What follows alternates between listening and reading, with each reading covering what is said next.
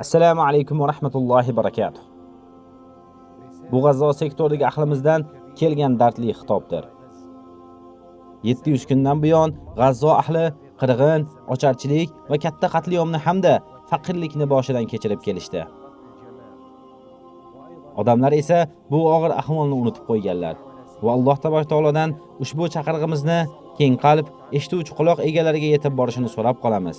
Va biz vijdon sohibi insonlarga hamda ochiq qo'l egalariga murojaat qilib qolamizki, G'azzodagi birodarlaringiz yordamlaringizga muhtojdir. Ehsonlaringizga, saxovatingizga, fidoiliklarga yordam qo'liga muhtojdir. Biz Murray Qadar xayriya fondi jamoasi o'laroq G'azzodagi faqat bir qismgina mazlumlarga yordamlarni ulashtira olyapmiz. Ammo bilingki, saxovat orqali biz bu yerdagi odamlarning qalbiga umid urug'ini ekib kelmoqdamiz. Chunki Alloh azza va jalla shunday marhamat qiladi. Agar ular din yo'lda sizlardan yordam so'rasalar, yordam qilish zimmangizdadir. Shuningdek Nabiy sallallohu alayhi va sallam dedilar: musulmon musulmonning birodaridir. Va yana dedilar: mu'min mu'min uchun bir-birini qo'llab-quvvatlovchi binoga o'xshaydi. 700 kundan buyon o'lim, qo'rquv, mashaqqat va ochlik G'azzo chodirlarining har biri ko'chasiga singib ketdi. Har biri chodir ostida bir fojia, bir qissa mavjud.